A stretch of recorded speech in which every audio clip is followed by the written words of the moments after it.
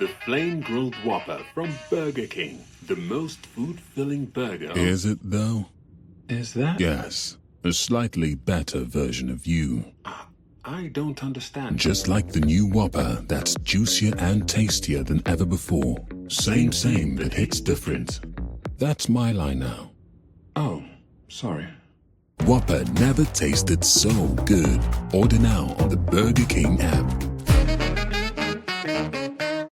This is the Go Radio Football Show with Burger King. Try the brand new Wagyu Burger. Deliciously seasoned, 100% British flame-grilled Wagyu beef with a creamy layer of caramelised onion mayo, peppery rocket and crispy onions, housed within a soft, seeded brioche bun. Let's go!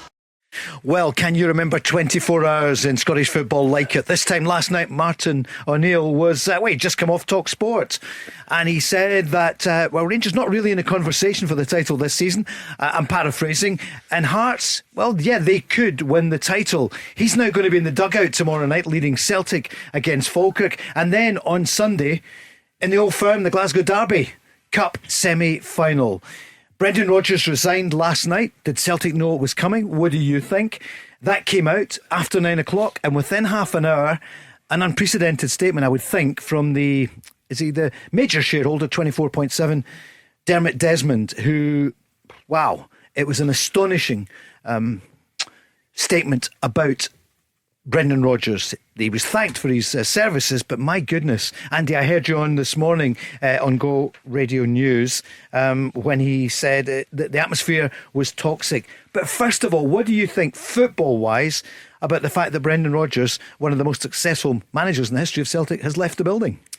Yeah, just really surprised at the timing of it all. I mean, I think when Dermot Desmond went to get Brendan Rodgers twice, I think he went and got an elite manager. I'm not so sure Celtic will go for a manager again. I don't think they want the pressure. I mean, I think Ange Postecoglou would do a great job, but I don't think they want any manager putting them under pressure to spend more and more money. I think what they want to work with is a head coach, someone who'll just do as they're told, work with the players that you're given. And I think that tells you where Celtic stand. I think Celtic have peaked. You had an elite manager who took Celtic into the knockout phase of the Champions League, playing sparkling football. They scored an astonishing amount of goals over the course of last season. Of course, they just missed out on a treble, but I think 11 trophies in around, 5 seasons? I think that tells you that Brendan Rodgers was really successful. How surprised were you by the statement from Dermot Desmond? I mean, quotes like, the facts from Brendan did not match his public narrative. Regrettably, his words and actions since have been divisive, misleading and self-serving. They've contributed to a toxic atmosphere around the club and fuelled hostility towards members of the executive team and the board. Some of the abuse directed at them and their families has been entirely unwarranted and unacceptable. Of course, the background is, though, that Brendan Rodgers had said that someone really senior in the club had been briefing behind his back this time and the time before. So it's like any story, there's 3 sides, your side, my side, and probably the actual truth on it. Yeah, I mean, there was nothing mutual about this parting of the ways. This was a deeply personal attack from Dermot Desmond to Brendan Rodgers.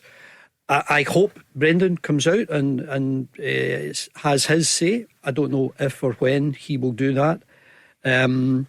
I mean, Brendan Rodgers is not blameless. I thought his comments recently about Honda Civic and Ferrari and Range Rover, I thought they were pathetic statements, and I think it highlighted that he maybe wanted out at some point.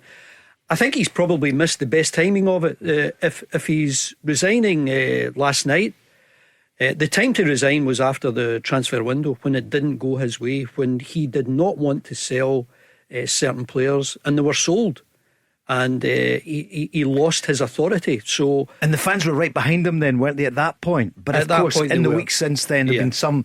I mean, a good performance against Sturm Graz, let's not forget, last week. But it has been. I mean, that's the first time in 2 years that they've lost successive games. It's not the end of the world. Paul, the football's been poor this season, and they're 8 points behind. They've got a new threat in the shape of Hearts, who are, they're on the up and up, and that challenge has to be met. So. Just a truly remarkable chain of events, and the timing of it all is just so surprising.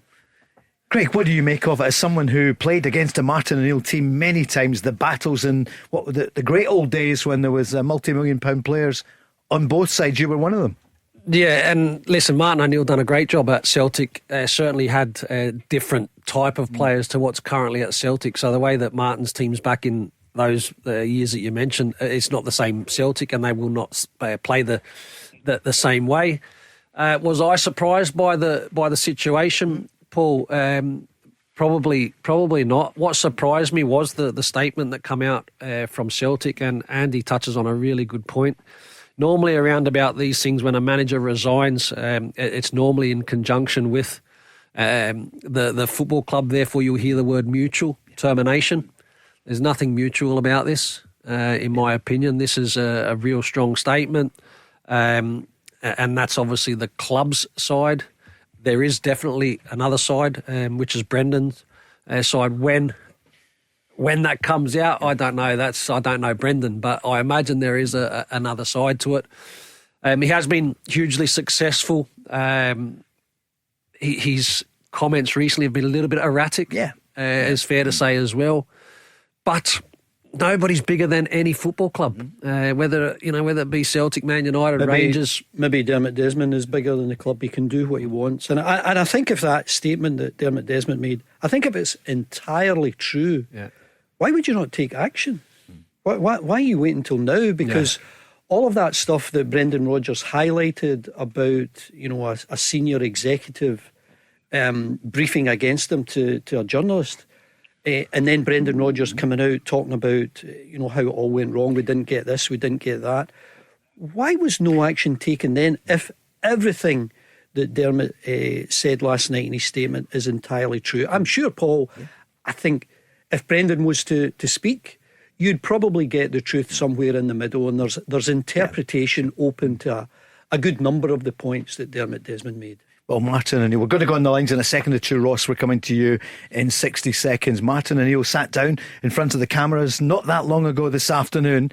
Shaun Maloney beside him. And he was asked, first of all, Martin, how did this come about from your point of view? I didn't need to be told about what's required about management teams at this football club. But I got a call, must have been late afternoon, early evening from Dermot Desmond. And he said that Brendan had resigned. I think people are taken aback by that. Obviously, I assumed that nothing would have happened until the end of the season for anybody in particular. But so I was called. Would I come in and hold proceedings until they got a permanent manager? And I had 10 minutes to make up my mind, apparently. Which I did. And he flew up this morning, and it is interim? Number one, yes, this is definitely an interim. There could have a new manager in 2 weeks' time. If we don't win on Wednesday evening, we might have a new manager on Thursday. So I don't know that, and that's not great news for Shaun to hear, because he was hoping I'd be around for a month. And so that's it, absolutely. And Celtic will be looking for a young manager to come in with a very, very decent CV and to work with the team. So that's exactly right. And he was asked, as you would imagine, how does it feel to be back? I knew about it about less than 24 hours ago. So really excited, I must admit. Nervous excitement about it. Obviously wanting to try and do as well as I can. Looking forward to it. I think it is a role at this minute which is they're looking for a permanent manager. I think there's obviously the events of the last 24 hours are quite stunning, and at this minute I've been called in to do the job, interim manager at this minute, and that's the way it'll remain. Wow, and the Celtic fans absolutely loved and love Martin O'Neill. Here's a Celtic fan, Ross. Do you remember when Martin was in charge the last time? I do, Paul. I think I was probably a young boy. I think I might have been about 8 or 9 at the time, so I was still a young man. So what do you make of the last? Sorry, what do you make of the last 24 hours? What's your feeling? But for me, firstly, I'd like to say that I think the way Brendan's been treated by the board is nothing short of shambolic. Now, in terms of the decision, I do think Rodgers being removed was probably the right thing, purely on a football basis, Paul. Celtic this season have been nothing short of shambolic in terms on the park. So the results, I've spoken for myself. So we've lost to Dundee, lost to Hearts, lost to Kyra Almaty. It's a struggle to watch Celtic right now. So I think purely just on a football basis, Rodgers for me had to go. But I think with Dermot's statement last night, what Andy said, I think some of it might be true. I don't know. But I think there's clearly a disconnect between the board and Rodgers. But what's alarming for me is that on that statement, not once is the board taking any sort of accountability for the way the transfers have been handled. And for me, Dermot Desmond, if he wants to call Rodgers out, that's fine. But I think the Celtic board need to take a long, hard look at themselves as well here. It's not just Rodgers. Rodgers is not the problem. And for me, any manager coming in this Celtic team now, is that the way they're going to be treated then, in terms of transfers, getting told what to do and who's coming in? You might not get an elite coach, Ross, but you'll definitely get a whole host of head coaches who would love that job. And it's interesting, Ross, that you bring that up, because I seem to remember the minutes of the fan meeting that took place some weeks ago. I'm sure the minutes of that fan meeting stated that the club didn't accept there was any disconnect between the board and the manager. And I'm sure Martin O'Neill is in to try and get everyone back on side. I think that's going to be really tough. I mean, this is only my experience of what I know about Celtic supporters. These protests will continue. And there's one tomorrow night, 7 o'clock, there's going to be protests, the collective beforehand. And they'll go on. It's more than the football. I mean, you look at the bench at the weekend, you look at, we'll never know now. Brendan Rodgers could have turned this round. I mean, if you were here last night, Andy, I would have said to you, do you think Celtic will still defend the title? Are they going to win it? I would probably have said yes. I'll be more interested to see where Hearts are after 20 games. And I was speaking to Craig earlier about, it's not easy to win a title. And there's no evidence Hearts can win 29, 30 games. But they have started magnificently. And I think they look the real deal. I think they've got a manager who knows his way around the league and knows how to win games. But once you've played Celtic and Rangers twice, you've played Hibs twice, not to mention all the other games. Winning a league is tough when you have to win games.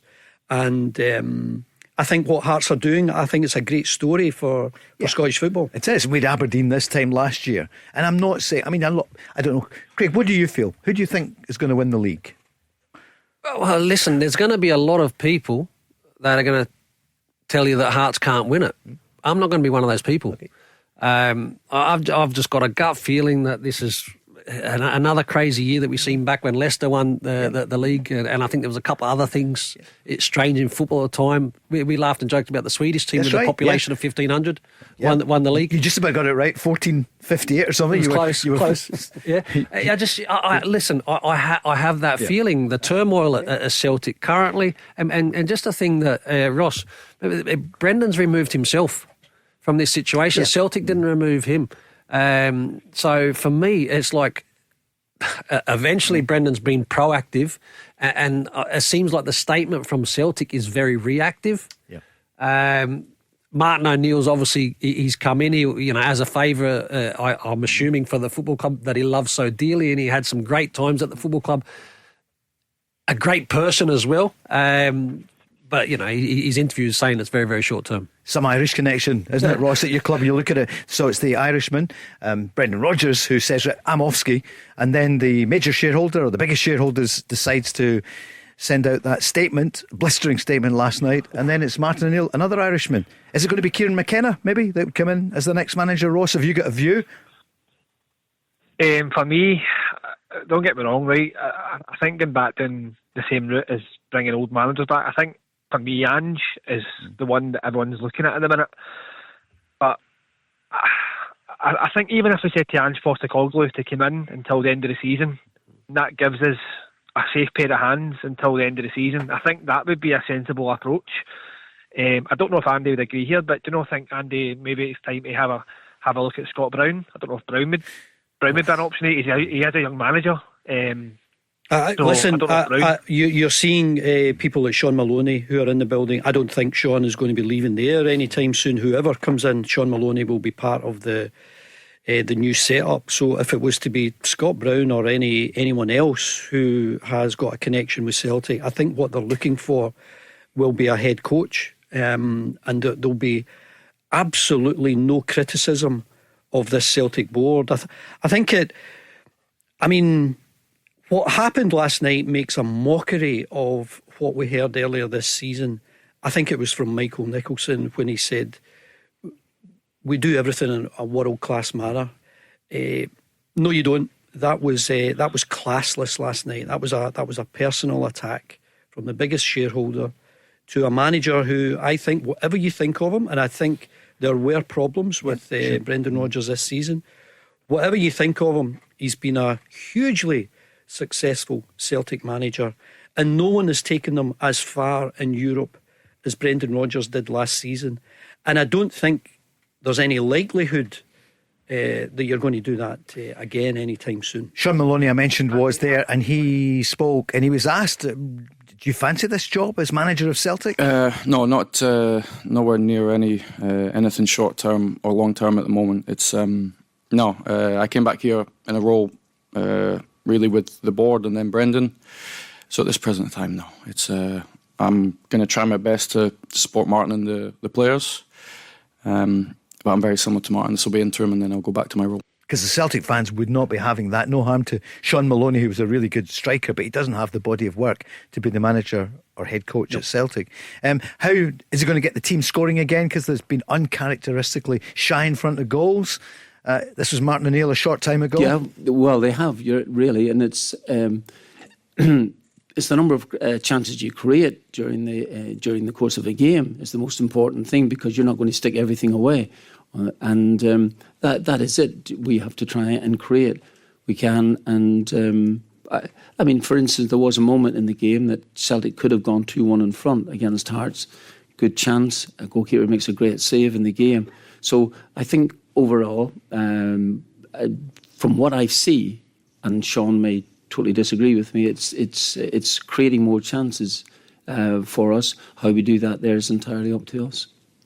Andy, so that has been one of the things, but it's deeper than just the football just now. This is it's a drama. It's like, yeah, listen, we always want to concentrate on the football, but what we've seen here is a clash of huge personalities. A very successful manager, the biggest shareholder, as you've mentioned, and normally there's a sort of mutual coming together. If Brendan Rodgers, if it's true that he absolutely resigned after taking everything into consideration, I think his timing is wrong, because he should have resigned. If he felt so unhappy, the time to resign was when he was making all those statements about the transfer window and trying to be as strong as they can, not selling players before you get others in. That actually happened when he was there, and he couldn't quite believe it, it seems. So he's lost a bit of timing by going last night. When you've got a huge game, not only tomorrow night, but of course at the weekend. We're always excited about a Celtic Rangers game. I mean, you've got to dust yourself down very, very quickly. We've seen it. I mean, also at Rangers. Danny Rule now. We'll hear him shortly. Danny Rule. But I mean, in terms of, you have to dust yourself down very, very quickly. You need to get back to winning games. Celtic, for me, in terms of the attacking side of things, they still create chances, and maybe they haven't scored the goals as much recently. They're not getting strikers. Defensively, for me, Paul, is their concern. Yeah. Okay. You look at Dane Murray. To be fair, I felt sorry for him, because at the weekend, I actually feel that for all three goals he was at fault for. He scores the own goal, which is unlucky. Yeah. He gives away the penalty, and even Ziriganis, the Greek. By the way, I really, really like. Yep. I think Dane Murray can stick a leg out and actually block the shot. Yeah. Young boy, how does he recover? Carter Vickers injured. That's right. There's some issues defensively. Peter Grant said similarly last night. And up front, Andy, who would have thought Johnny Kenny would be the main choice? No harm to Johnny Kenny, but he would have been going out on loan. Yeah, and we've always called for young guys to get their chance, but you want them to get their chance in better circumstances. I didn't understand why Austin Trusty didn't play. I think when you think of Trusty and Scales as a as a partnership, and I know that that's two left footers and it's not ideal. Yeah. It's funny how we always bring that up when sometimes we see two right footers, footers, but it's one of Indeed. those things. But I do seem to remember Trusty and Scales against, was it Atalanta in the Champions League, one of those did well, that's right, games, yeah. and they defended magnificently. So I didn't understand Brendan Rodgers and his timing of putting in younger players, because I know there's been games at Celtic Park where Celtic are 2, 3, 4 goals in front and still younger players don't come on, even just to get 20 minutes, half an hour. Well, we get the truth to the whole thing. I mean, in the statement from Dermot Desmond was this. He said, every player signed and every player sold during Brendan's tenure was done so with Brendan's full knowledge, approval and endorsement. Any insinuation otherwise is absolutely false. He said he went to his house, spent 3 to 4 hours, and that's in fairly recent times. Ross, I always think you're measured when you're on. What do you feel? You've gone. So Ross has gone. We're going to hear from Danny Rule shortly, and also we're right up for the Cup, because someone could be off to Hampden this weekend for the Cup semi-final. The Go Radio Football Show with Burger King. Try the new and improved Whopper, bursting with flavour and juicier than ever. Let's go! Well, as you know, if you were on last night, we've teamed up with Future Building Developments, giving you the chance to win tickets to, would you believe it, Rangers Celtic, Hampden Park, 2 o'clock kickoff, the Premier Sports, the League Cup semi-final. Every night this week we'll be putting two of you head to head in a winner stays on game to see who gets to see their team live from the stands at the National Stadium on Sunday. Returning tonight was last night's winner, a Rangers fan, Stuart from Barhead. Hi Stuart, good evening. Hi, how you doing? Yeah, good, thanks. And you are up against Roy from Bathgate. Hi Roy. Hello, how you doing? Yeah, we're well, thank you. Craig Moore's there saying hello, as is Andy Walker, to both of you. Hi gents, hi Stu, hi Roy. Hi, all the best. Hi, guys. So just checking, any other managerial changes anywhere? Aberdeen, is there any news? No. Listen, we'll stick to the That's question. an easy now. one tonight, easy. Yeah. Right, okay. They don't actually, we haven't told them what they are. I don't trust them guys. Listen, last night, Stuart, you were really good. So too was your opponent. He was mainly good, but he didn't win. So, Roy, you know how it works, don't you? I've got questions here. So, all I would ask you to do is, we don't have the buzzers, maybe next time, just give your name, okay? When you give your name, then I'll come to you and take your answer. Is that fair enough? Yeah? Yep. Okay. Exciting. Roy in Bathgate and Stuart in Barhead. We're going to hear from Danny Rule shortly. First of all, right, this player is a Championship League winner. He's a champ. I beg your pardon, I'll read that one again. He's a champ. Right, so he's a Rangers player, current or past. Yes, right. He's a Champions League winner. So Stuart, go for it. Stefan Kloss. Stefan Kloss? What a keeper. Yes. You played alongside Very him. good goalkeeper, Stefan. But it's not you. Oh. What's the one they do that on? Is that the jungle, isn't it? I'll tell you, I wish we were on deck money. It'd be good, wouldn't it? Yeah. Although they're very good to see it. Good guess. The Go Radio Football Show. Right, next one. This player finished his career in Qatar. Right. Stuart, go for it. Stefan Givars. Stefan Givars. Yes. It's not Stefan Givars. Good player though, wasn't he, Craig? Yeah. Yeah. I miss Stefan. Oh, did you? Okay. I'd left at the time briefly. You missed him? But Oh, you missed he him. done quite well. I didn't know him to miss him, but He speaks highly of you. He speaks highly of you, Craig. yeah, I bet he did. Oui. Barry and Peter Grant were great last night. Okay, so you two shushed. Right, this player, a Rangers player,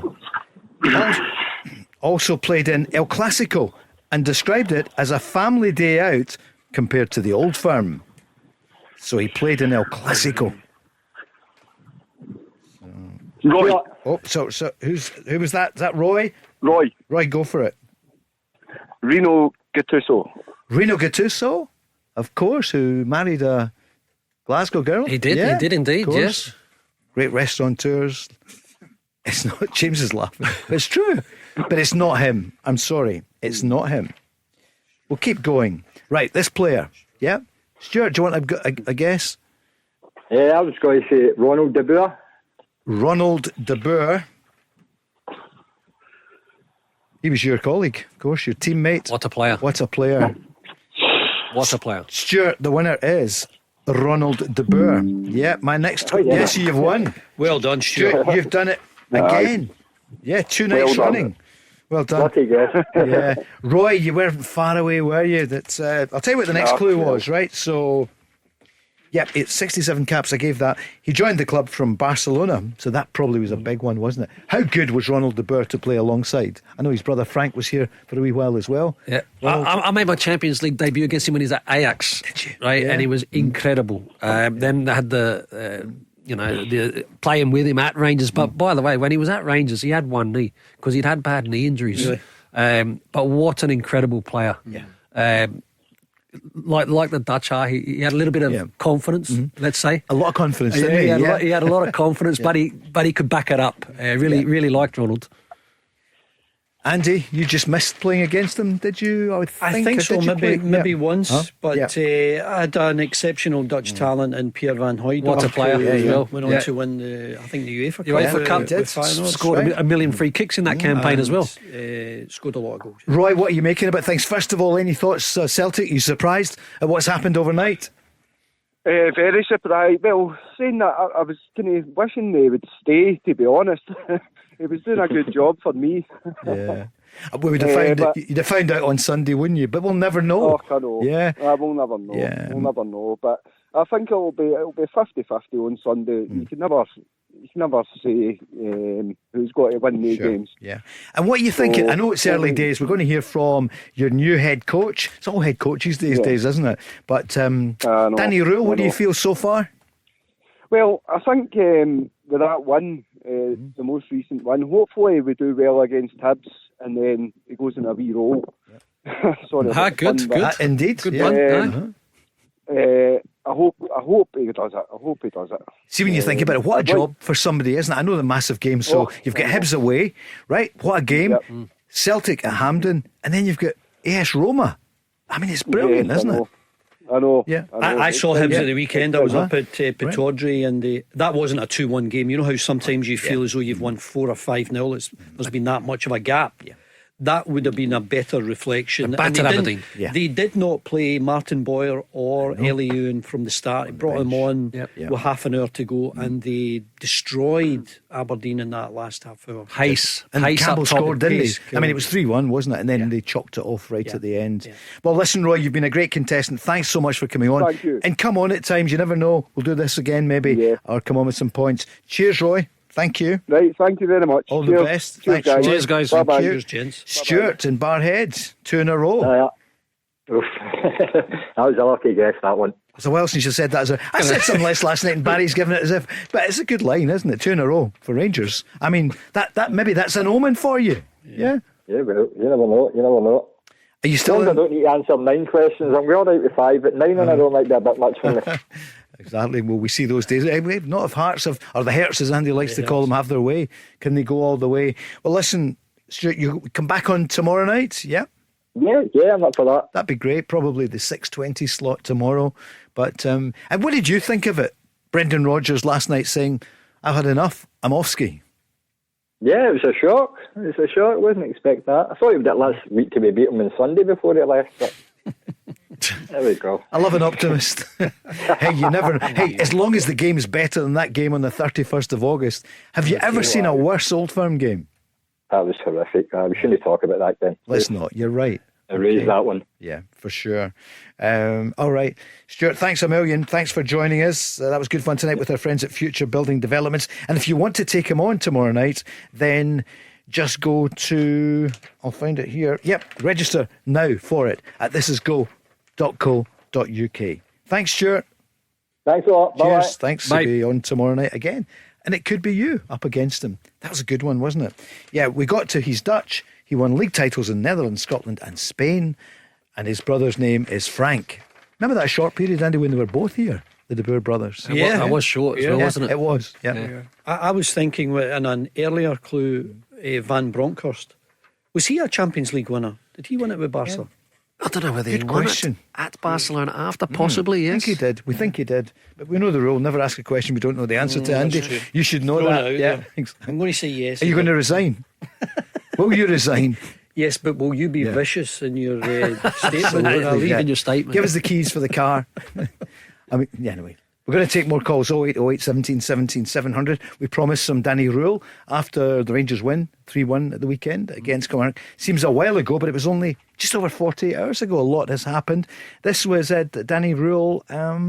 Yeah. What do we want to hear first?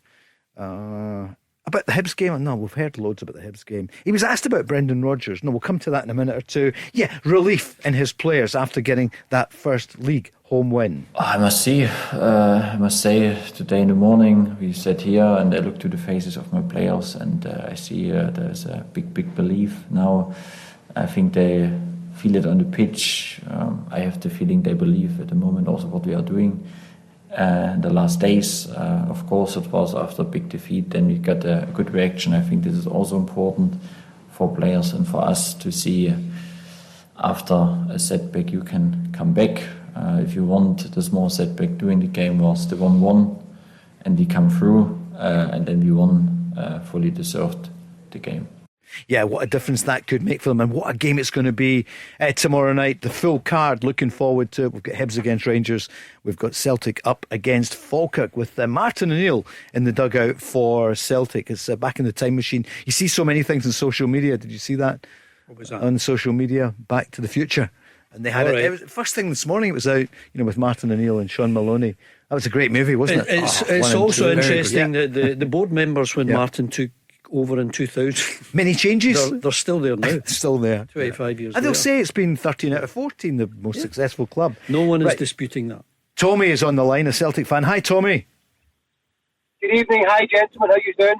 Hi, Tommy. Good evening. Hi, Tommy. We're well, thank you. So, Tommy, what's your take on it?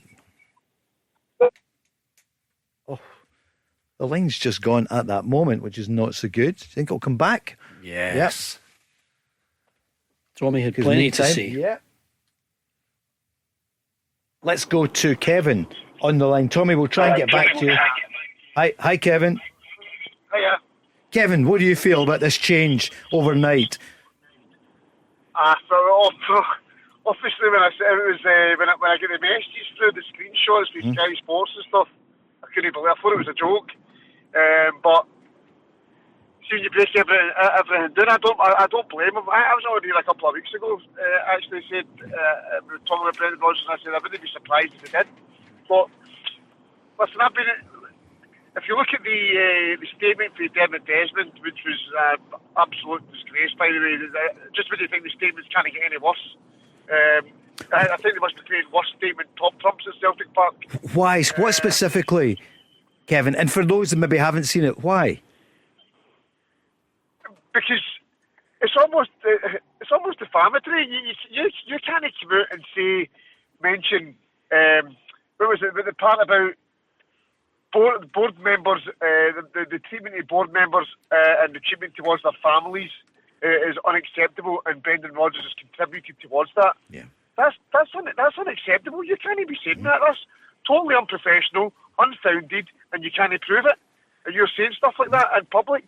That's absolutely unacceptable on any level. Kevin, I do agree with you. Just for those who hadn't heard it, you're right. So many Celtic fans are coming on and say, wait a minute, this is Celtic. This is not the way they should behave. I agree with you. Aye. And I just think that people having a go about Brendan Rodgers, about the Ferrari and the Honda Civic comparison, and Dermot does that. Well, see, to be honest, Dermot Desmond's just completely flung Brendan Rodgers completely under that Honda Civic, to be honest with you. And what me and my mates have been talking about is, see if you're an outsider, see if you are a Nutson or the boy for Luton. If you're anybody out from the outside looking in, and that's the shareholders saying, the majority of shareholders saying that, who's actually going to want to work for that club in that environment? It's just absolutely shocking. I wish Brendan Rodgers all the best. And if there's any doubt, all that you need to do is go into YouTube, because I've been on 4 or 5 different Celtic supporters podcasts. Every single one of them is in full support of Brendan Rodgers. So that tells you everything you need to know. Yeah. Well, I think he will happily accept as most managers will do, as the players will do. The football's not been great. There's been too many games, Kevin, where Celtic haven't scored. They haven't looked lively, and I think you're dead right to highlight the fact that he's had enormous success before. This would have been it is a huge challenge for Celtic to try and turn this around. The other thing is John Kennedy has left, and it would have been nice to have whatever you think of any manager, any coach. It would just be nice to say thank you. He's been part of a lot of success there, and apparently he's just left with. I haven't seen any thanks, John Kennedy, for what you've done. So it was 3 or 4 that left. Yeah, I mean, I think 3 or 4 have left, which is strange also. And this is a team that have won 2 doubles under Brendan Rodgers. Listen, League Cup and the title, then the Scottish Cup. The other way around, wasn't it? Yeah. So you're dead right, and it just makes a mockery of that. We're world class in everything we do statement. That it's not the club that I know. Strong. Yeah, it's embarrassing. It's almost high school behaviour, to be honest with you. Yeah. The way that's come out. I mean, Dermot Desmond, Andy, the thing that shocks me is, let's just take a step back. Dermot Desmond isn't a board member. He's a majority shareholder. Yeah. What gives him the right to go out and publish that statement? That's right. And he's the major shareholder. You're right. He's actually, and I'm not being pedantic there. You're right. 34.7%. It's not the majority. He's the biggest voting bloc. But you're right. Yeah. Doesn't make sense. And he controls pretty much everything that goes on. The next manager, the next head coach, it will be approved by Dermot Desmond. Yeah. I agree with you, Kevin. I think a lot of people here do as well. Tomorrow night I see the Collective are looking for a protest outside. Do you agree with that?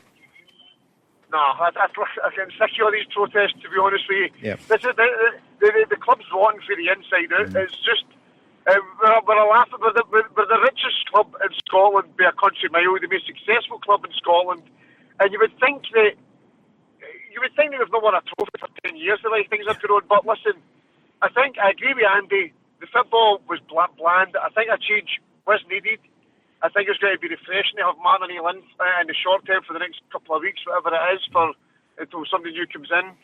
But you could just tell Brendan Rodgers was just fed up, and I think that's filtered into the players. And then the statement with the Honda Civic and stuff like that. Things were getting bad.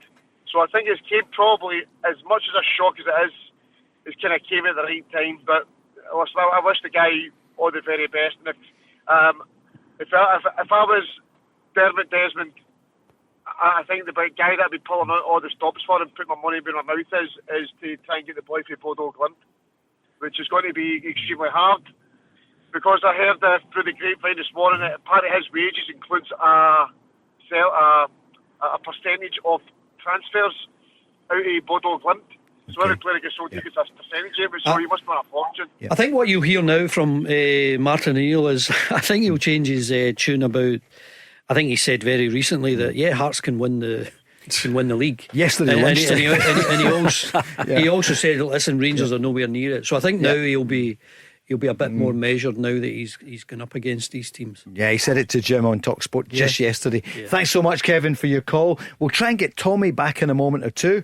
That's coming up next. We're going to take loads of calls, 0808 17 17 700. And who's also going to be in the dugout with Danny Rule soon? Is it going to be Neil McCann? Is it going to be Stephen Davis? Craig knows. We'll talk about it next. The Go Radio Football Show with Burger King. Try the new and improved Whopper, bursting with flavour and juicier than ever. Let's go! Hello, Tommy. Oh dear. Can we? No, we can't. Tommy's not there. I'll tell you who is here. Martin O'Neill is in the city of Glasgow. He is the new interim manager at Celtic.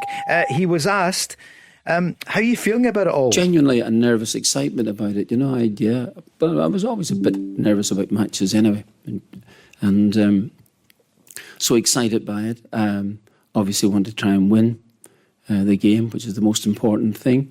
And if there is some sort of clapping for me. That I'm well aware in this game that lasts about 15 minutes. So at the end of the day, you have to win, and that's what we have to do. Celtic has always had that DNA, for want of better words. They have to win. Tommy, are you there? No, it's not happening for Tommy for some reason. Unlucky. Yeah, I'm sure you had a great point on it. I wonder what John McGlynn, Stephen McGinn and co are thinking ahead of this tomorrow night, Andy, because, hey, Falkirk are surprising people now. I really like the way they're approaching games. I like their ability to be attack minded. What a wonderful goal at the weekend by the young lad making his debut. That was a great thing to see. He's a defender, isn't he? Central defender. Central defender, and very calm, very composed.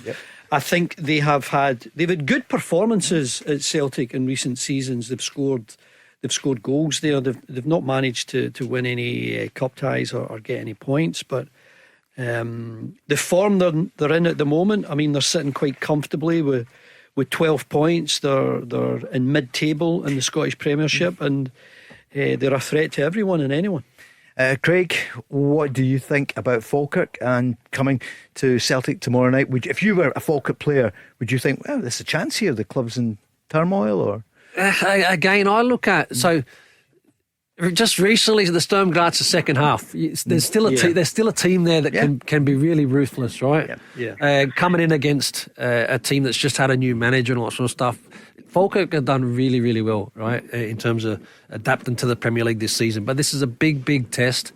And Martin O'Neill, although he won't have had time to do any real kind of work, he's a fantastic motivator, and he's going to know how to get over the line. Tommy, what are you feeling? Oh, can you hear me now? Yeah, Tommy, go for it. Yes, thank you. Oh, I thought I was on one of Dermot Desmond horses there, but anyway, we're back. So I'm apoplectic with rage with what that statement, with the absentee landlord that Celtic put out. I think it's an absolute outrage to be behaving that way. Now, one of the things I would like to address is, say it's been a well-run club for over 20 years. Well, the fact I would like to disagree with, after Seville, every Celtic fan was thinking at the time, can we push on? Can we do something? The team at the time that they beat is Porto. Jose Mourinho said at that time it was the hardest game that they played in the 2 years where they got to the European Cup final. Porto signed Benny McCarthy.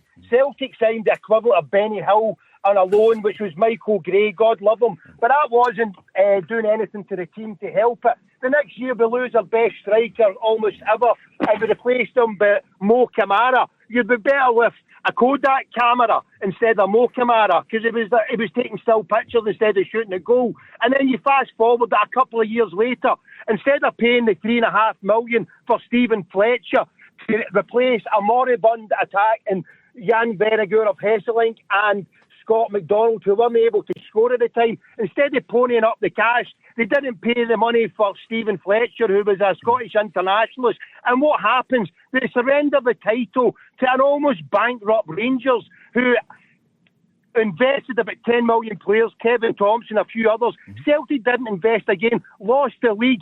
Fast forward to the year that Celtic won when Rangers went bust. They were 10 points clear. Let's look at the managers that they've invested in. They've gave us Tony Mowbray, they've gave us a manager in Neil Lennon, who has won nothing or done nothing apart from the times when Rangers went bust. If you look at the years where Celtic have won those leagues, a one-horse race, now Tony Bloom comes into play with about 10 million, and he shows up what Dermot Desmond is as an absentee landlord. He invests and he takes a great pleasure in doing something. Dermot Desmond turns up for a free ticket for European nights. He doesn't even have the courtesy to turn up at an AGM. He puts his son in place. He's put in Peter Lawwell as a glorified bean counter who spreads disharmony between managers. And he's brought in the manager, Brendan Rodgers, there, who has been having a tough time getting the players motivated. But I would say he's been thoroughly discouraged from what he's seen from on high. Previously in his reign, the stuff that went on with him and Peter Lawwell, people in the inn know what happened. And by allowing this festering sore of Peter Lawwell to be sitting there in a back room You know, he was hands-on as a CEO, but he's still there.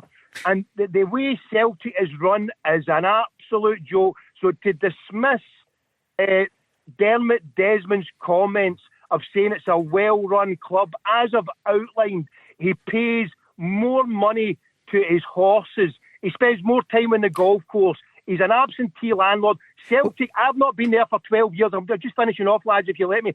I've not been there for 12, 13 years. Celtic fans have to wake up and do something that they think is, we can't do it. You have to boycott Celtic. You have to not turn up. Withholding money, you just have to stop going in. If you want change, we need to affect it from within. It is supposedly Celtics. We were told when Fergus McCann left, we would have the control of the club. Tommy, right. Tommy, okay. I hear what you're saying. I've got to say, I disagree with your point that Celtic are run as an absolute joke. They're not. Well, hang on. Let me just have a minute or two, and then you can come back. In the last 20 years, they have been remarkably successful. I agree with you. I think they can be better. I think they can be better in Europe. I thought that was the way they were heading with the recruitment of an elite manager. He's gone now, so who knows who'll take over. But Celtic's model, whatever you think of it, going back to the days, in the last, let's talk about the last 10 years, getting players in for £1-2 million, fattening them up, selling them on. It's been hugely successful. But I do think they could have better communication with the supporters. I think they could do more for the supporters. Just a daft example, Tommy. I was at the Hull game at the weekend, and there was a big barrel of fresh fruit for all the children that were at the ground. It was free of charge. There was some sort of anniversary going on at Hull. Every child that was in the stadium got a scarf. I don't know if Celtic treat their supporters like this. I haven't been at the ground since I was told not to come back. That was a couple of years ago. And I just think they could treat their supporters a bit better and communicate with their supporters a bit better. It's more than that. They treat their supporters abysmally. The fact is that by playing in a two-horse league, when one of the teams drops out and it became a one-horse league, the point I was making earlier on about how we came close to the summit of Europe. A week later, I travelled down to Manchester and watched Juve play Milan after Seville, and I thought, Celtic are at this level. They didn't invest, they didn't put anything into the team. They saw that Rangers were in decline and selling their players, and similar, for 20 years now, their only mission, the raison d'etre, is to keep one step ahead of Rangers. There's a bit of truth in that. Doing well in Europe. To the detriment of doing well in Europe. So you say they're well run and they've got 17 million in the bank. But if Celtic fans are feeling disenfranchised, if Celtic fans are frustrated at the way it's been run, the way managers are treated, the way the standard of football could be better. And then the only way to look at it is Tony Bloom comes in, puts 10 million in, and turns a Hearts club into challengers. Celtic, look what they did in Europe last season. They were close to getting into the next stages, and they sell Kyogo. They didn't replace them. Regardless of what you say, the perception for other Celtic fans, the majority of Celtic fans, is that the board is toxic and they're doing terribly. They might win easily in the league, but when Scottish League is a one-horse race, then who would you expect? Of course they're going to win it because they've got the most money, but it's atrocious way they treat the fans, it's atrocious way it's been run, and Brendan Rodgers walking out, hopefully he's not signed a non-disclosure agreement and can come out and speak. But that statement, going back to that statement with Dermot Desmond, away you go, you just need to go, take a walk, Dermot Desmond, off a shop line. Maybe time for him to sell the club. Tommy, we can hear the passion. There's loads of Celtic fans on saying it. Now listen, Andy's certainly not here to speak for Celtic, nor am I. They would say, 13 out of 14 titles, look at the success, look at the money in the bank. You don't want to hear it, I know that. There's been a lot of good things. Peter Loyal's not on the show to defend himself there. We don't know the truth of the whole story, but look, these days the Celtic fans are so passionate. You've got the same thing at Rangers. The Rangers fans are not happy. There is maybe a truth in it. I mean, some of the names that you mentioned there about, when they went from, Porto were right the way to the Champions League final, as you know, Andy. You and I were at the UEFA Cup final. Celtic came so close. It was a real highlight. I do think there could be better communication. Yes. Any senior executive, go and speak to the supporters. You get the feeling they just, a lot of the time, it's just shut up and give us your money. We are successful. But we don't want to have any dialogue with you. Final word. Sorry, but Celtic supporters and Brendan before he's departed, the ambition and the desire for the supporters is to be better in Europe. All right, so that's probably where Brendan was hugely that's probably why he disappointed came, with. wasn't it, 2 years ago? Absolutely, to manage and at that kind of level, and Celtic showed that last season what they were capable of. He wasn't backed. And what I'd say to Tommy there as well, it was Dermot Desmond who persuaded Brendan Rodgers to come 2 summers ago. He wasn't coming here. So that's what I don't understand. And if Dermot is self-reflecting as well, rather than the scattergun approach there, look at it and say, what's gone wrong between the two? Remember we said a couple of weeks ago, they should be sorting it out. He is the guiding mind at Celtic. I don't understand it. If you want a positive about Dermot Desmond, what you'll do, you'll go and get the best. Yes. And I think in those 2 periods where they got Brendan Rodgers first time around, you can remember the excitement and the Celtic supporters. They were queuing. 10,000 turned up. Just for his unveiling. And then they get Ange Postecoglou. I know they went for Eddie Howe, but Ange was also a huge success. The news is next, then we're back. So much more to come in the next hour. This is the Go Radio Football Show with Burger King. Every home is now the home of the Whopper with Burger King delivery. Let's go! The Go Radio Football Show with Burger King. Try the new and improved Whopper, bursting with flavour and juicier than ever. Let's go! What a difference a day makes. That was an old song, wasn't it, Andy? You remember that one? Yeah. I want to ask you to sing at the Go Radio Football Show with Burger King here. We're on till 7. So many calls coming in. Wow, that was an impassioned, it wasn't a statement, but there's lots of things you could say about what Tommy was saying. What you couldn't doubt is his passion for Celtic. But he said he's not been there for a while, and there's lots. It's like everything. Nobody's all right, nobody's all wrong. Shades of grey in between. I couldn't understand, Craig, how they've managed to make it go all so wrong, given it's only 2025 when they took Bayern Munich. I mean, it was Harry Kane said one of the hardest games they had in the Champions League was against Celtic of Glasgow.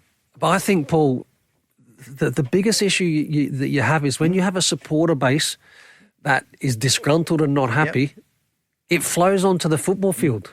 It does. And like I said, we speak about Celtic just now, but Rangers have had exactly the same thing. It's like when things aren't at ease off the field, it 100% flows on. And they've not just won a double, not that long ago a double. Things move on so quickly now, don't they? Managers are judged over. Well, look at Danny Lennon at Airdrie, 8 games out. Ange Postecoglou, 39 days. I think we said games. Days. I know. Days. Yeah. Is he going to be back, Ange Postecoglou? What's the feeling? We don't have a poll out there at the moment, but a lot of Celtic fans would like to see him. If you ask my opinion, I had the feeling that Ange loved these 2 years, but it was time for him to go. I think he'd done it in Scotland, and I'm not sure that he'd want to come back and do it again. Paul, I might be entirely wrong as well, and but my reading of it is, from what's happened over the last number of years and the way Celtic have operated, and to be fair, been very successful, I don't think they want a manager to challenge them. Let's go and spend 5, 6, 7. They spent 11 on Arne Engels. They spent 9 on Adam Eder, 6 on Austin Trusty. That has not been the successful Celtic model. But here was a manager who came in and absolutely identified twice by the Celtic board, by Dermot Desmond, because he's an elite manager. 11 trophies in 5 seasons, Craig. I think it tells you that he was certainly a winning manager. You mentioned it earlier about the European success last year, where Harry Kane is saying, God, that was such a tough game, Celtic almost beat us. But I don't think this is a board now, this is a club now that want a manager to push them on. We need to spend more to do more in Europe. I think they'll just make do with a head coach, and they'll be top dogs in Scotland again. I think the supporters' frustration is the feeling of the club standing still. And we've spoken about this loads of times in terms, and Sir Alex Ferguson, at Manchester United, you win things, you strengthen, you keep spending, you got to keep moving. If you stand still, people will get closer or they'll overtake you.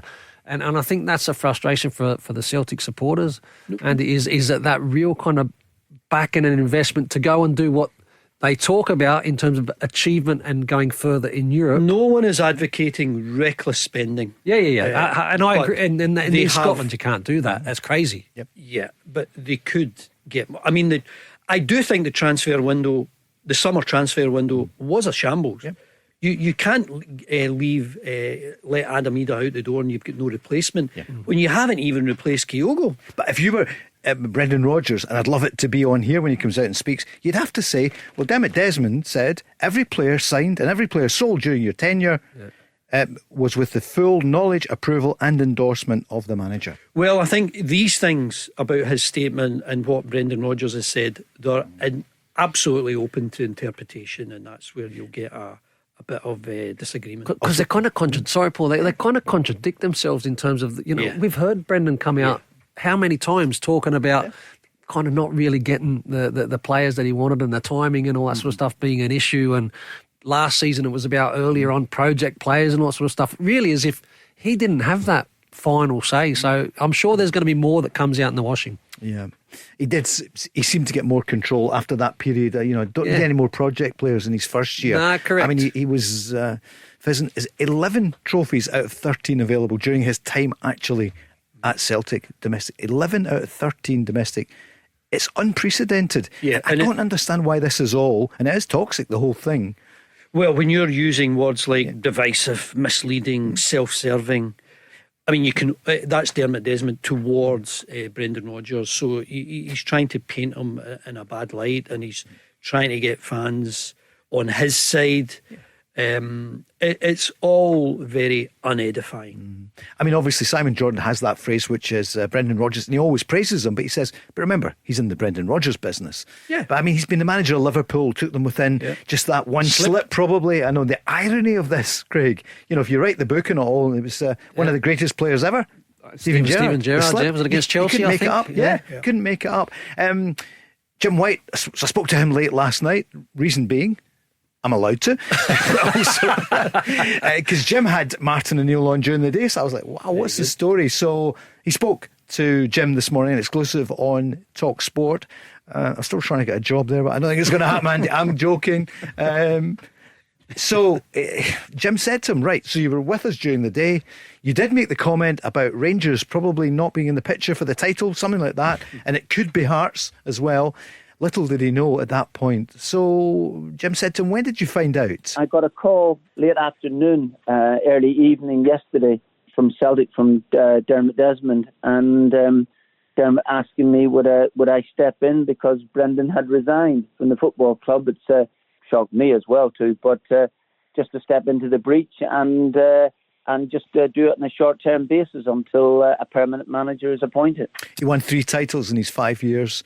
3 Scottish Cups, 1 League Cup and a European final, the last one Celtic were ever in. But Jim did say to him, it's interim, is it going to be permanent, what's the situation? Can't emphasise this enough. This is a short term until a permanent manager is appointed, and I think that Celtic will be searching around, as I said to you, for that young manager with proven ability who has got a bit of a track record. I imagine all of those particular things, and I just sit in there and keep the seat warm for him. So he flew up this morning into Glasgow, went to Celtic Park.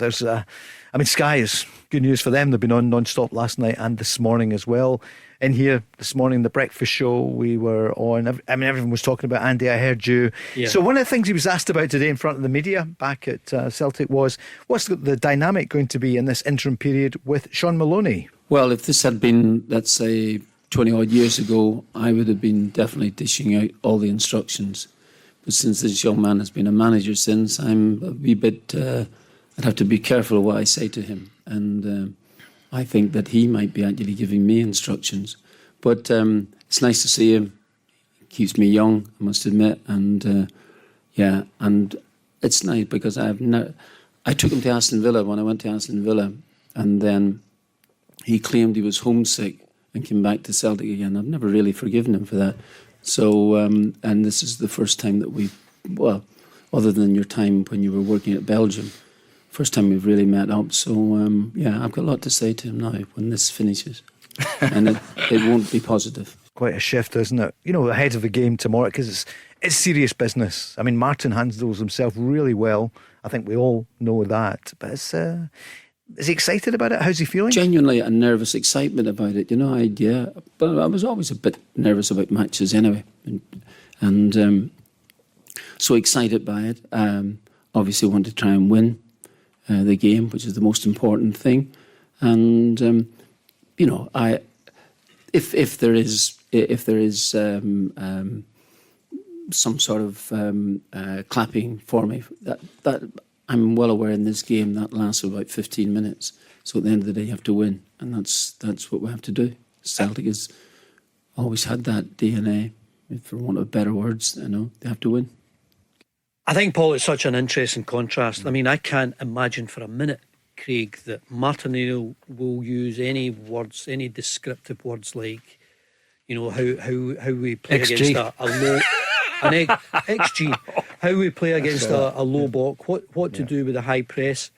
I do think Shaun Maloney will use that terminology. He's very modern. And I know that Shaun's had his time and maybe trouble at Hibs and Wigan. I interviewed him when he was at both clubs. But he's also been around elite players with the Belgium international team. Yeah. And that experience, Martinez, I think, is magnificent. So it's a remarkable contrast on one who is of a vintage and had a very successful full time. And now he's talking about a short time, just trying to, tide things over till something else happens. And you've got this younger voice, and it'll be interesting to see how all of the Celtic players take to that young and old. You know what? It is very interesting because, you know, completely different eras, and you're talking about the terminology and all that sort of stuff. And Maloney has got all that in his locker. We've heard all that sort of stuff before, so he will probably be a lot of the coaching on the grass kind of stuff. Maybe even the previews and the team meetings and all that sort of stuff. I think Martin O'Neill is going to be the one that's talking in the dressing room. I've no doubt about that. You know, to make sure that Andy, he's getting those players ready to go out and be ready and be motivated to deliver. But the other stuff will certainly be, I'm predicting, coming from Maloney. It's interesting. It's also, for me, you can't tell me, even though maybe it was a shock to some, Celtic must be in a position where they'll be able to strike pretty soon with a new manager as well. I don't think it's going to be a long search. Okay. Laurie's on the line, huge Celtic fan. Hi, Laurie. Panel, good evening. Good evening. Hi, Laurie. Hi, Laurie. Yeah, Paul, I listened in there with great interest, of course, to the previous caller, Tommy, his impassioned speech of Churchillian proportions, stern and raising clarion call to the faithful, only then to discover his closing comments. He hasn't set foot in a stadium to see Celtic for 12 years. Yes, yeah.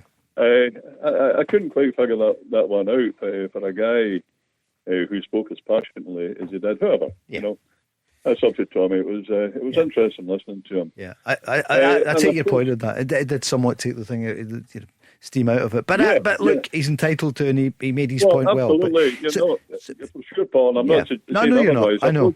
Sure. It's all shades of opinion. Laurie, you've been a Celtic supporter for a number of years.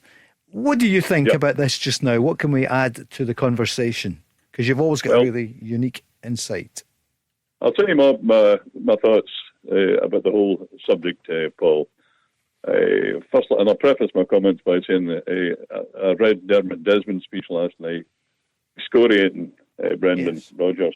Yep. Of course, in the interest of balance and fairness, we have yet to hear Brendan's rebuttal. I don't have any doubts that there will be one. But my overall take on it, Paul, is I'm hugely disappointed because, as you know, from my many calls to the show, I'm a great fan of Brendan's. Yes. And I thought, sadly, there was an inevitability about this. In fact, some weeks ago I was on the show and I had expressed the opinion that Brendan would see out his third and final year of the contract. And my guess and expectation then was he would be replaced by Ange Postecoglou. And that still might come to pass. Yeah. I think Brendan Rodgers has been badly let down by the board. I just remember the last couple of transfer windows, time after time, Paul, press conference after another, he publicly declared to anybody who was willing to listen to him, but of course it was the ears of the board, and his words fell on deaf ears when he exclaimed repeatedly that the team needed strengthening, the squad needed strengthening. And so it happened in August, of course. There was 2 panic signings on the last day of the season. We failed to get a striker. Another thing I'd like to say is, and whilst, everybody is entitled to their opinions, but one thing I find incomprehensible is a number of people I've listened to who have been very vitriolic in their criticism of Brendan Rodgers, saying it's safety first football, there's no excitement, it's blowing the pants off them. You know what, they should give a wee bit of thought and consideration to the fact that last season, Paul, Celtic played, I always like to do my homework before I come on the show, Celtic played no fewer than 47 games domestically across the 3 tournaments in Scotland. They scored 144 goals. Now, you can crunch the numbers yourself, Paul. That averages out to just over 3 goals per game. So the question these people should be asking is, instead of slagging the guy off, I mean, is anybody who was in charge of a team like that going to abandon an attacking policy, playing fast-paced football on the front foot, scoring the record number of goals that they did for the first time in over 50 years since the 70s? They're then going to, without any reason or rhyme, adopt a defensive strategy the following season? The answer's staring you in the face.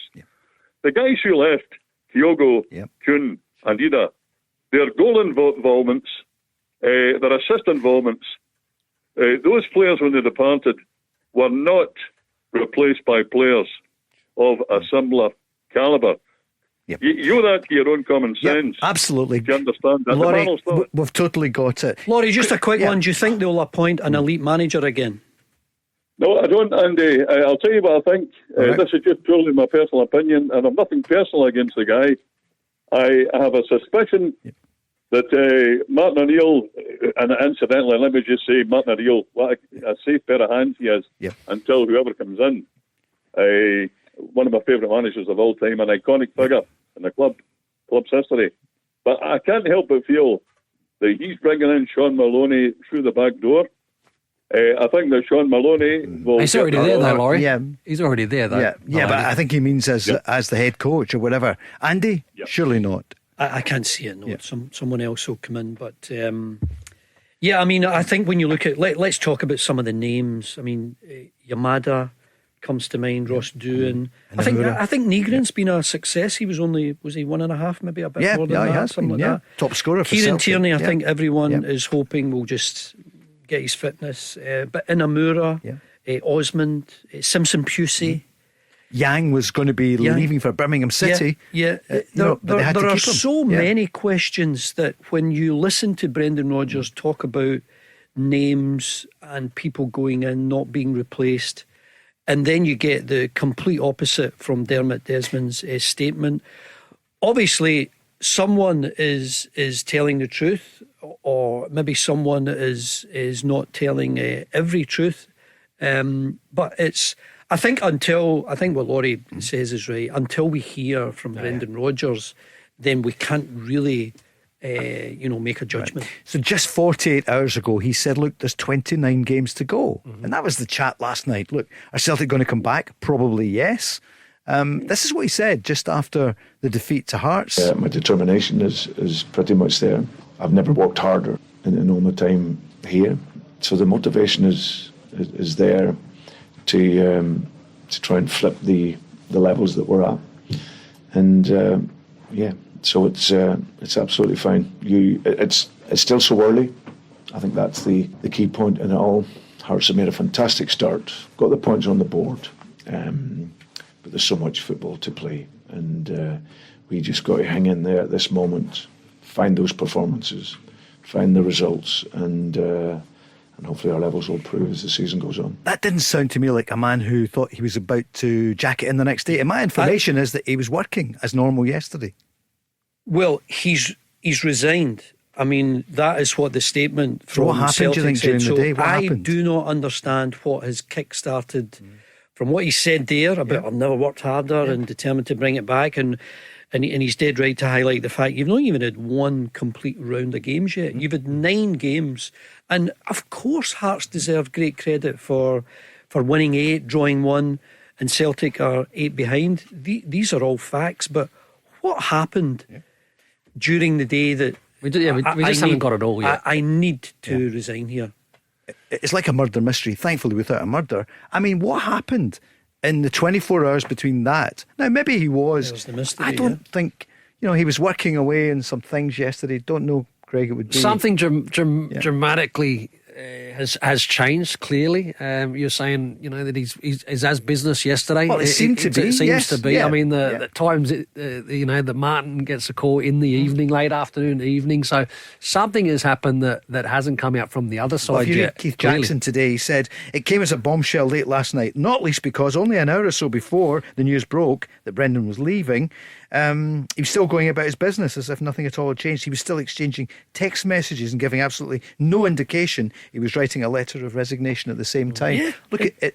It leads you to believe that it wasn't a resignation, but I think when Celtic say Brendan Rodgers has today tendered his resignation, then you have to take that at his word. But it just doesn't sound like he had resigned. It's a bizarre set of circumstances. What we do know is that he has gone. What we do know is this statement from Dermot Desmond, and it's just so personal. It's a personal attack on the manager. But also just finally there as well. Yes, agree with all those things, Andy.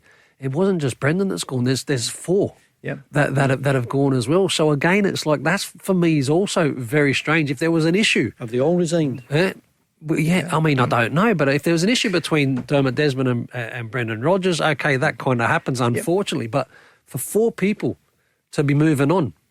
Laurie, thanks for showing us your homework there. We need to move on. There's so many calls. The Flame Grilled Whopper from Burger King. The most food-filling burger. Is it, though? Is that? Yes. A slightly better version of you. I don't understand. Just like the new Whopper that's juicier and tastier than ever before. Same, but hits different.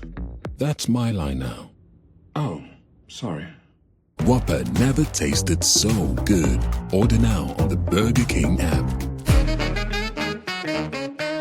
This is the Go Radio Football Show with Burger King. Order the ultimate food satisfaction with the Flame Grilled Bacon Double Cheeseburger XL. Order your Burger King delivery now. Let's go! Lots of you calling in. Susie's on the way. She's not on the way yet, but she said she's really looking forward to the game tomorrow night. Big lover of Martin O'Neill. Ross is listening back in Los Angeles, California. So Ross the Boss, Ross King, back from Strictly. He's there listening tonight. He's saying, get on with it, guys. I did see him at one point. He was terrific. Oh, he was, wasn't he? And Him he's and Jovita, who Looked joined great. us. Oh, that was brilliant up at Loch Lomond. But we'll come back to that maybe shortly, because we're up for the Cup. Teaming up with Connor and the team at Future Building Developments, giving you the chance to win tickets for the game at the weekend. Celtic Rangers, the Cup semi-final, Premier Sports Scottish League Cup. So on the line tonight in this hour, our winner from last night, Mark from East Kilbride. Hello, Mark. Hi there, how you doing? Good, you okay? Still basking in the success of last night, feeling good? Well, apart from the other big news, I know. Good apart from that. I know, we'll come to that shortly. You're probably in shock. And Dominic from Bailison might be feeling the same. Hi, Dominic. Hi, Paul, how you doing? Yeah, good, thank you. I think we'll get to the quiz and then we'll talk Celtic. And then, Craig, I promise we will hear from Danny Rule, who speaks today. But it's one of those days where, I mean, see, from a Rangers point of view, you're quite pleased it's taking the heat off Rangers and the criticism. I'm quite happy that it has shifted. Is that an official statement of the club? I'm not going to lie. Are you a major shareholder in Rangers? Right. Okay, so you know how it works. All I would ask you to do is give us your name instead of a buzzer, okay? Give us your name. So, Mark, you know how it works from last night. Dominic, you okay for it? Yeah, no problem, mate. And the player is a former player at your club being Celtic. So, here we go. Question number 1. This player has won the Scottish League Cup 3 times with Celtic. So that could be a number of people. You could come in if you want, give us your name. If not, will I go to number 2? Yeah, why don't I move on? Yeah. So this player counts Paolo Di Canio, Henrik Larsson and Mark Viduka among his former Celtic teammates. So think Paolo Di Canio, Henrik Larsson, Mark Viduka. I know that's quite a span of time, but yep, he played alongside them. So it's somebody who was with the club for quite some time. Okay.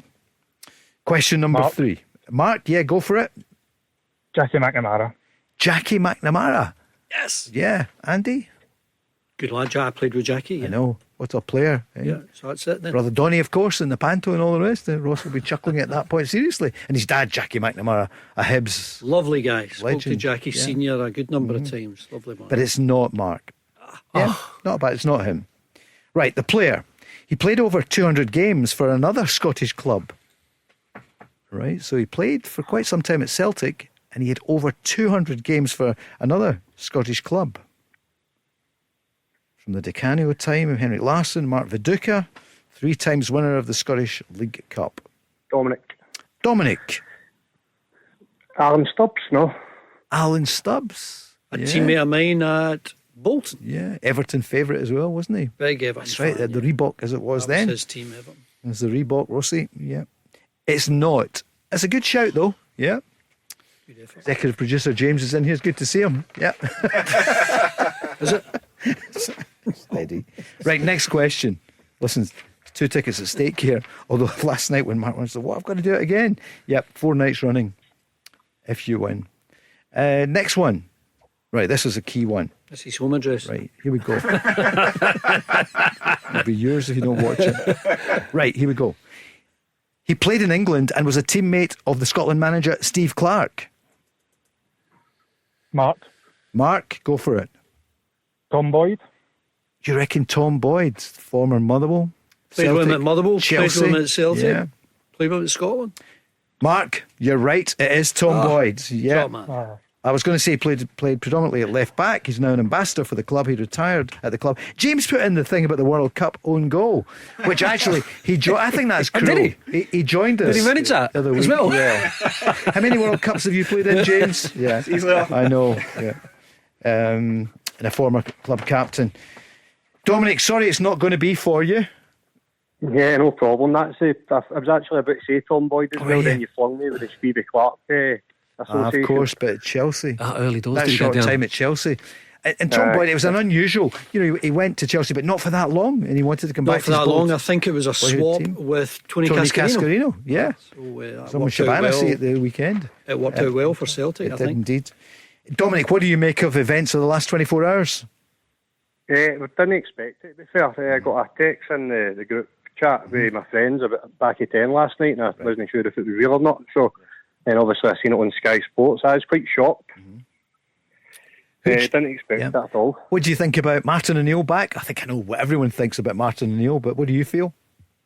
Aye, good. That's when I was growing up. It was Martin O'Neill was the manager. Obviously, with the road to Seville. And that I was quite a young boy at the time, but my dad and grandpa and that said, I think he will do well again coming back in. I heard Jim White ask him this morning in Talk Sports, saying, "You've been in touch with Henrik? Is he still fit to play?" Because it's a problem up front for you. He was what a player, wasn't he? And who do you want as permanent manager? To be fair, I genuinely don't know just now. I'd maybe like to see Ange come back, but if Martin O'Neill and Shaun Maloney do well in term, then why not get him at long term? See how we get on. Well, Martin did speak about that today. Number one, yes, this is definitely an interim. There could have a new manager in 2 weeks' time. If we don't win on Wednesday evening, we might have a new manager on Thursday. So I don't know that, and that's not great news for Shaun to hear, because he was hoping I'd be around for a month. And so that's it. Yeah, absolutely. And Celtic will be looking for a young manager to come in with a very, very decent CV. And to work with the team. So that's exactly right. Dominic's still with us. Mark as well. Mark, the bookies' favourite at the moment is Angelos Postecoglou. Second favourite, Kieran McKenna, the manager at Ipswich, who, as you know, took them from the third tier, second tier, top tier. What do you feel, Mark? I would like to, like I mentioned his name last night, a Craig Bellamy type or a Robbie Keane, somebody with a bit of youth on their side. Maybe they go down that avenue. I know Rangers have did the similar thing, but it could potentially work. Actually, so you did. Craig Bellamy, the issue there would be the World Cup coming up, maybe? Yeah, I think he's committed to the international stuff. Robbie Keane, I think the fact that he's Irish, I think Dermot Desmond would Irish love connection, that. yeah. Of course. Dominic, thanks so much for joining us tonight. Sorry you're not going through to tomorrow night, but no problem. Thanks for having me. Thanks, Dominic and Bayliss, and cheers. Thank Thank you. And Mark, you're back again tomorrow night. You'll be okay for the 5:20 to 5:25, yeah? No, it should be perfect, What did you make about the statement today? Martin O'Neill was asked, what did he make about Dermot Desmond's outburst statement overnight? I can't really comment on that. You know, that's something that's outside my remit in that sense. Yeah, I mean, what has happened just recently, Celtic have been so successful for a long, long time now. And each manager that steps into the job does brilliantly. Brendan has done terrifically well in both times he's been here at the football club, and as have a number of managers before. From that viewpoint, I don't know what has happened in that sense, and it's probably not for me to make a judgment here at this stage. All I know is that I'm in here now at the minute and working with Shaun. I knew Shaun as a player, a young player here, and terrific footballer he was. However, so we'll try and work together and see what what that brings. But winning is the most important thing. As I've said often enough when I do little bits of punditry, it still applies to me now. Mark, you know what I'm just thinking? You know who's escaped criticism in all of this? The players. No, 100%. No, they have, definitely. But as Brendan Rodgers asking the players to do something they can't do, that could be the issue. He's signed players that aren't capable of playing his style of football, potentially. And then isn't the manager or the players' fault for that? Yeah. Well, Mark, you join us again tomorrow night. Thank you for that this evening. Cheers. No worries. Thank you. Cheers. Thanks very much. All the best. Cheers, Mark. Mark. With future building developments. Remember, if you want to play against Mark tomorrow night, go to thisisgo.co.uk. It's free to enter. And you're just a few steps away from getting to the game on Sunday, the 2:00 kickoff. Celtic Rangers. Did you notice the last hour it was Rangers against Celtic? I haven't survived in this city for a while. And after tonight, some of the calls maybe won't survive much longer. Yeah. Well, isn't it interesting the way that Martin O'Neill played, Craig? I mean, you'll remember you were up against his teams. Always 3-5-2. Physical, big, strong. Physical, big and strong. This is not a Celtic team in the style of Martin O'Neill. And they play 4-2-3-1. They play 4-3-3. They ask a lot of their fullbacks. Just be interesting to see how he shapes them up and how he might look at different personnel. Are there that many options? Not really. I don't think you'll have a huge shock with the team selection tomorrow night. Craig? I just find it funny in terms of even the callers there. Yeah. See when it comes to the manager scenario, whether it be Celtic or Rangers, a lot of the names that come forward have always had some kind of connection to the football club.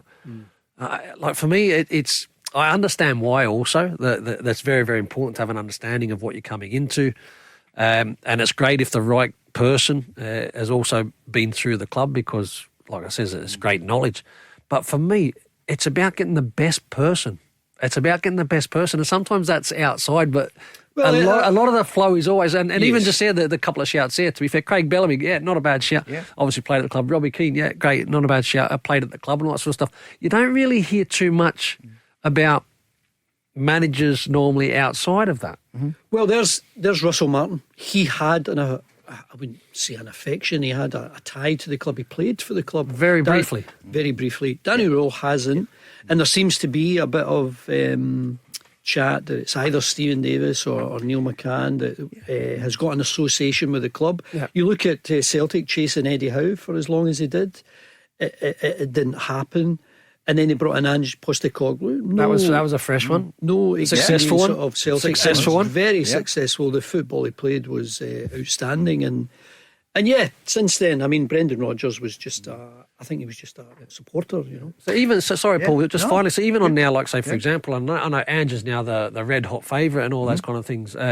Now, but again, just with the experience with the club Brendan coming back and how this has ended and all that sort of stuff. I mean, Ange was hugely successful also. Coming back, is that the right thing? How could that potentially end? Is coming back actually the right thing in the first place? Two doubles, mind you. You know, the record books, when everything else is gone, you forget the tactics, formations, everything. It says, Celtic won a double in 2024, a double in 2025. And they went further in Europe they had for years. And that's the most important thing. You know, a lot of people will add, different flavours and all. The record books, the winning the games and winning the trophies, they're the most important things. Sure are.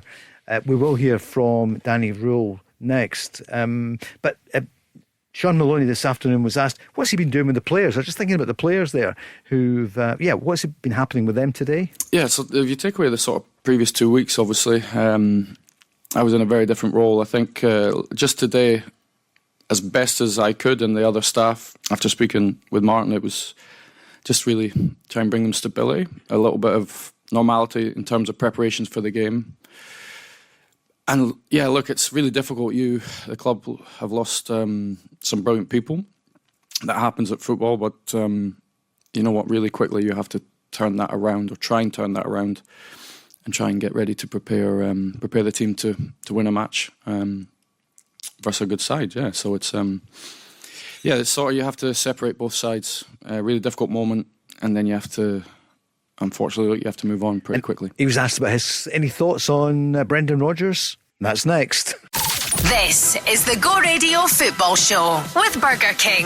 Every home is now the home of the Whopper with Burger King delivery. Let's go! In terms of him as a guy, my relationship just really positive. He gave me my first coaching job 7-8 years ago, so extremely grateful to him for that. Stayed in contact with him as I had different jobs. And being back here for the last 3 or 4 months, it picked up pretty much exactly where it was. My experience of him is a brilliant guy, brilliant coach, extremely successful here. And the feeling in the training ground was, as you'd imagine, look, sometimes after results, the training ground's lower than others, but that's pretty normal in every football club. The training ground was good. Obviously, today was difficult, as you'd expect. It was a turbulent day, traumatic day really for everyone, not just at the stadium but the training ground. So, as expected, it was a tough morning. Craig, you had some advice there off air. What would you do if you're the new coach coming in? What's important for the players? I've been through it as a player many a time. I've seen this situation numerous occasions. Come in, make the players smile, make them feel good about themselves. Don't overcomplicate early doors, and you get the players, like I says, a good mood, good smile and good energy. Go and play the game. You know, when you're a club like Celtic and you've had the success that you've had, players are good enough. You just want to make sure that they're in a good mode, good mood, good energy. Go out. Some people overcomplicate it, Paul. Yeah. Andy? And you get so many different nationalities at Celtic now. How will they react to Martin O'Neill? How will they react, the older man? How will they react to the younger guy in Shaun Maloney, who's been there for a short time, but strikes me as being someone who's pretty detailed, doesn't have the biggest personality, but obviously, I don't think they will veer too far from. I think we could all pick the team just now, maybe with 1 or 2 exceptions, but there'll be I don't think there'll be any big drama about the starting 11. It'll be all the players that you would recognise. But Trusty may be back tomorrow night. I think that's a possibility if he's fit. I mean, he's played so well with Liam Scales before, and there is a bit of pressure on Dane Murray, who's, they say he's young, but he's 22. I signed for Celtic at 22, but I think I'd played maybe around 100 games by that point. He's not anywhere near that, and it was. He was at fault for some of the goals at the weekend, but it'll be interesting to see how Martin O'Neill manages him just as an individual. You look at Falkirk, and they've in the 9 games they've played, the same as Celtic, they've scored the same amount of goals. So it shows you that they have adapted really quickly and really well to life in the top flight.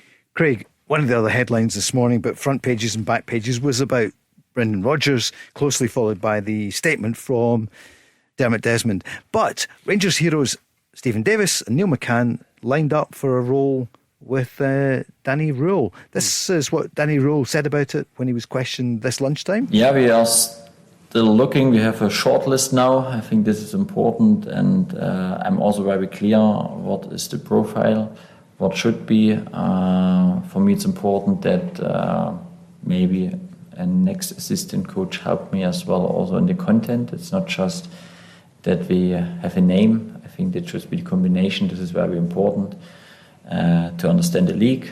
In best case, it's a former player. I said this before. And the next point is that he can help me really also from the content on the pitch, because then you have a great setup. Thank you. Craig?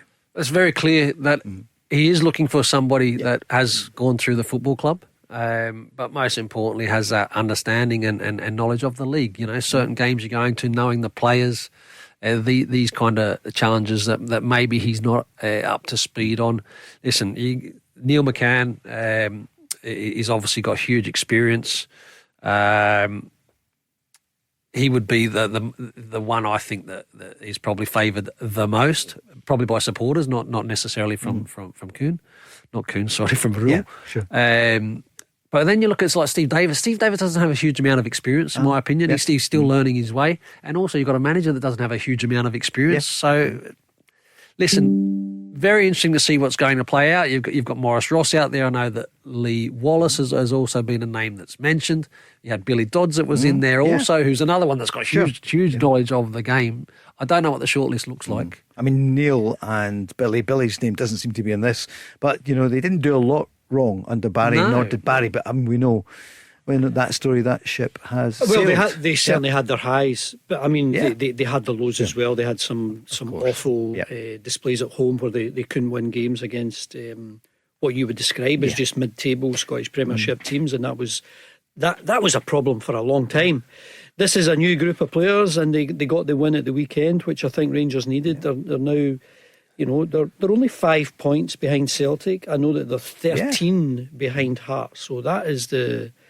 You know, I spoke to David Gray after the game on Sunday when they beat Aberdeen, and I said to him, "Well, the only thing you've got now is to chase down Hearts," and he said, "No, we're chasing Celtic. They're immediately above us, and we're going to chase down Celtic, and then we're going to go for Hearts." So I like that ambition. That I think it's great for Scottish football to see a strong Hearts, as we clearly are seeing now. Hibs have been, Hibs have only lost one game, probably drawn too many, but they're third in the table and only 3 behind Celtic, and they'll play them soon. Yeah, but again, I think the league is still wide open. We're 10 games. There's plenty to go.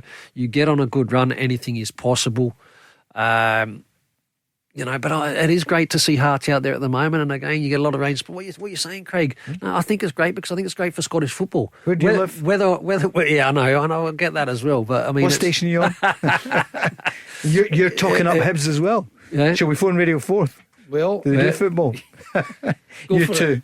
I mean, listen, is it imaginable? Tonight's not the night for it. There's too much us to talk about. Hibs and Hearts challenging at the top, Celtic, Rangers trailing. Listen, we're going to find out in the coming months. Probably Celtic will come good. And with Danny Rule, it was only one game there at home, but there seemed something different. And Chermiti scored at last. What about the goal celebration? Is it an issue, the fact that he cupped his ear to the Rangers fans? I think a celebration after a goal is always important. I think you have to understand how you celebrate sometimes. This is then our part. I said this when I arrived. It's not just about improved players on the pitch, also off the pitch. You have to understand. But we spoke about this, and I think you know what is to do next time. Was a little bit emotional, but not more. For me, it was more important that he scored in this moment. Wise words from a young manager. Like the results and the step by step and winning a cluster of games and all that sort of stuff is really the most important thing. But I like the way that he's been speaking, Paul. He speaks a lot of sense.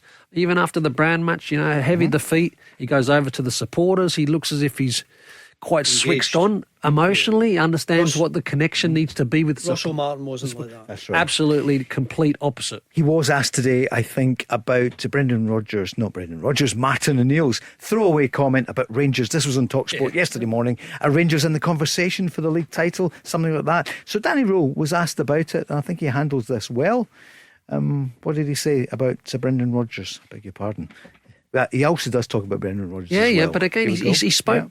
Sorry, here he is on Brendan. I'm honest, I know it's a big topic for everyone in the Scottish football at the moment. But you have to understand my focus at the moment, my team. I think we have a lot of things to do to make the next step tomorrow. I spoke after the game about the small step, and tomorrow we have a next chance for the next step. I think the pressure is always on, for a manager. I think this is football. Good answer, probably, Craig. Yeah. And see, when you watch him, he knows when a curveball's coming because you can see the smile on his face as the question's being asked and all that sort of stuff. So he seems as if he's quite switched on. But the reality is he needs to get the results. Chimiti, we talk about the goal. Could that be a lift? Could that be a turning point? Celebration in terms of the year, I get that. He should have been thanking the goalkeeper. It was a huge error as well. And give us a big smile. That's a great celebration. That's the best one. Yeah, exactly. Get on with it. Yeah. Brilliant goal. Yeah. Let's see you smile. Predictions for tomorrow night. Motherwell Dundee United, Andy, your old club. Just a score line because we're rapidly running out of time. I'm going to go for Motherwell to win this. For the Well. 2-1 for the Well. St Mirren against Hearts.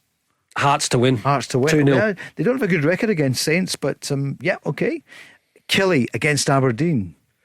I thought Aberdeen were so bad at the weekend. I'm going to go for a Killie win. Although Killie didn't play well against Rangers, did they? Killie, I thought, were pretty bad. Yes. I'm going to go for, did you say Aberdeen?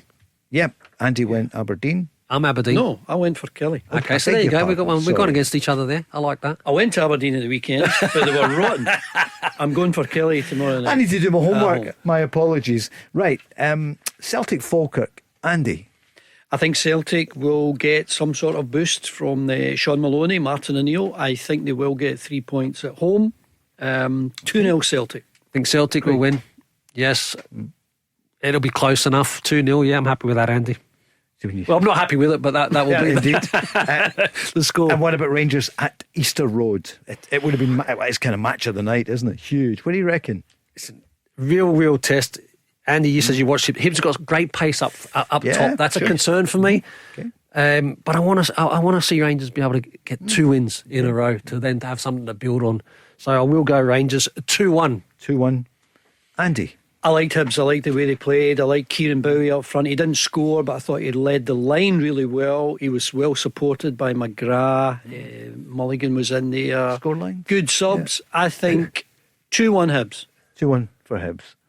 Thank you, everyone. Thanks so much, Thanks, Andy. Paul. And Craig. And to everyone who's on tonight, we're back tomorrow at 5. And it's got James McPake's going to join us along with Richard Foster. News is next, and then it's Joe Kilday. This is the Go Radio Football Show with Burger King. Bring home the ultimate food satisfaction with a Gourmet King's Barbecue Steakhouse Angus. Order now on the Burger King app. Let's go! The Flame Grilled Whopper from Burger King. The most food-filling burger. Is it, though? Is that? Yes. A slightly better version of you. I don't understand. Just like the new Whopper that's juicier and tastier than ever before. Same, but hits different. That's my line now. Oh, sorry. Whopper never tasted so good. Order now on the Burger King app.